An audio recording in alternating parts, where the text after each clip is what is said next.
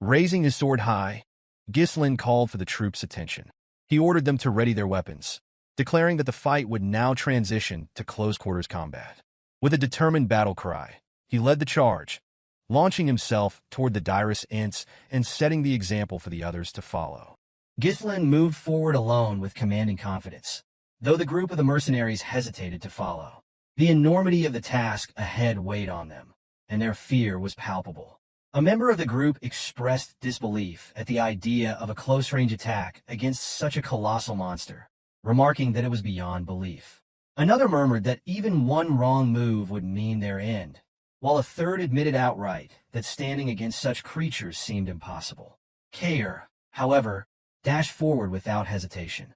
He called out to Cerberus, urging them to advance, and his mercenary group followed in close formation, as though he had been waiting for this moment to unleash his pent-up energy from enduring his master's previous discipline. Belinda, worried for her young master, hurriedly followed after him.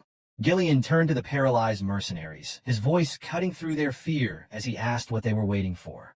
He reminded them that the order came directly from their young master, Ghislain, urging them to trust and obey. His words carried reassurance, promising safety if they followed Ghislain's lead. The sight of Ghislain standing alone against the herd of direst Ents reignited their spirits. A mercenary raised his weapon, rallying the others by shouting that whatever was destined to happen would happen. Another added that if the worst occurred, the young master would surely find a way to save them. Gordon's war cry echoed, and the group charged in unison, forming smaller teams to take on each direst Ent. Ghislain issued clear instructions, explaining that the creature's burned shells were vulnerable and that they could now be cut without using mana. He urged them not to be afraid, dismissing the direst Ent as nothing more than overgrown scarecrows. At the forefront, Kair, Ghislain, and Belinda took their positions, weapons ready, and prepared to face the onslaught. A chaotic but systematic battle unfolded.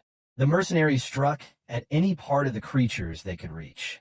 Ghislain leaped high into the air, using his superhuman strength to strike at the monster's weak points, while Belinda stayed close to guard his back. Ghislain confronted the herd head-on as Kair darted around, targeting one creature after another. Determined, Ghislain steeled his mind, knowing that even a moment of doubt could lead to their demise. His mission was to erase any uncertainty from those who followed him. With unwavering resolve, he dashed toward the gaping mouth of one of the direst Ent and delivered a powerful upward swing, splitting its maw apart. His final blow marked the end of the last direst Ent in their path. The mercenaries remained on edge, scanning for more monsters. When it became clear that they had succeeded in defeating them all, their heavy breathing accompanied the realization of their victory. Standing at the front, Ghislain addressed the group. He acknowledged the dangers of the forest of beasts, noting that they had only just entered its boundaries and had already encountered such formidable creatures. The atmosphere grew tense as his words settled over them, but he assured them that he would always be at the front line. He urged them to trust him and follow his lead, a command met with a unified response of affirmation from the previously fearful group. As they ventured deeper into the forest, they came across a massive boulder containing a runestone. Ghislain decided to ignore it for the moment, choosing instead to focus on clearing a path forward.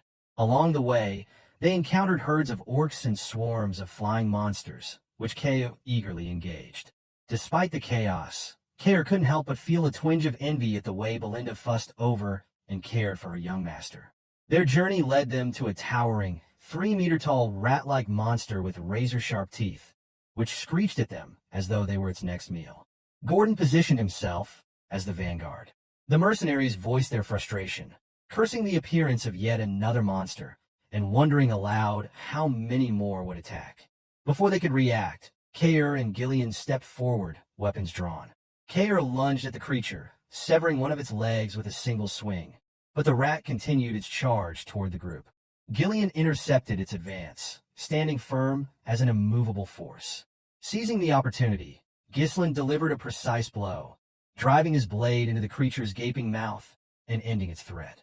A quick head count revealed that no one had fallen during the skirmish. As the day progressed, the group shared a collective thought. Survival hinged on staying true to their master's command. Together, they could overcome any challenge. Ghislain observed that the mercenaries were beginning to resemble a cohesive unit.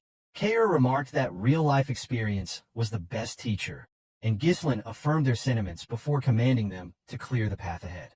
The mercenaries immediately set to work, chopping down trees. Not all shared the same resolve, however. One mercenary privately thought that the Forest of Beasts had driven the group mad. Nightfall brought them to a pristine lake, where the mercenaries rushed to wash their faces and fill their water pouches. Belinda, ever cautious, stayed close to Ghislain, her worry evident as she watched the others approach the water.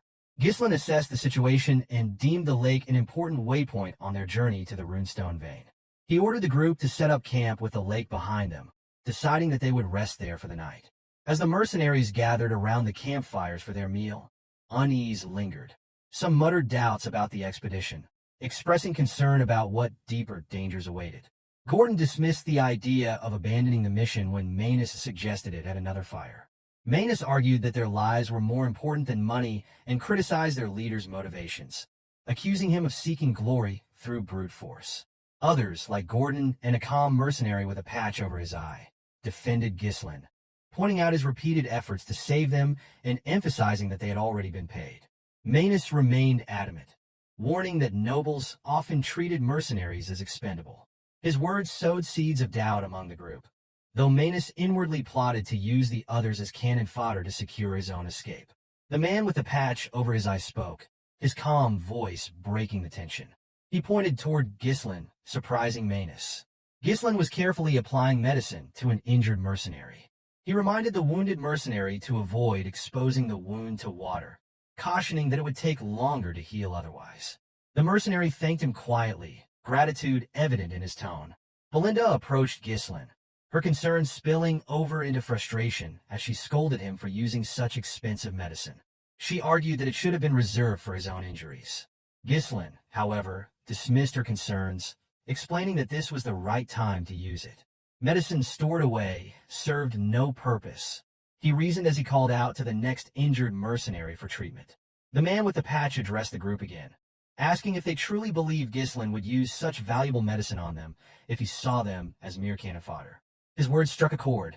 Another mercenary spoke up, agreeing that their current master was nothing like their previous one. Ghislain, they affirmed, was not the type to throw them away. Manus turned away in frustration, anger simmering beneath the surface.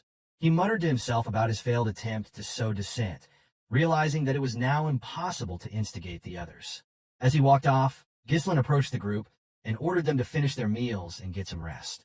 Then, he called Kair and Ghislain aside for a private discussion.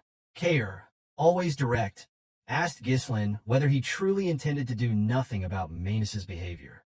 Ghislain responded calmly, stating that the monsters in the forest would keep Manus too occupied to cause further trouble. He added that there were more pressing matters to address at the moment. Belinda, her curiosity piqued, wondered aloud why Ghislain had suddenly asked for a count of the remaining lamps. Kair reported the number 24. Ghislain's expression grew serious as he inwardly noted the steady decrease in their supply. Since entering the Forest of Beasts, monsters had attacked relentlessly, both day and night. However, Ghislain explained, the attacks had mysteriously ceased over the past 2 nights. This observation seemed to signal a shift in their circumstances. Realization dawned on the group.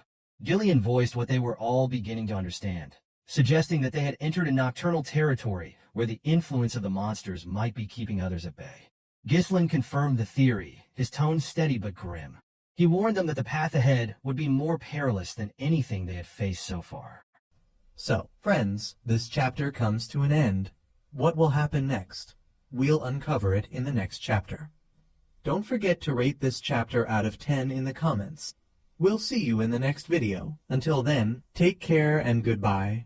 Don't forget to like the video and subscribe to the channel.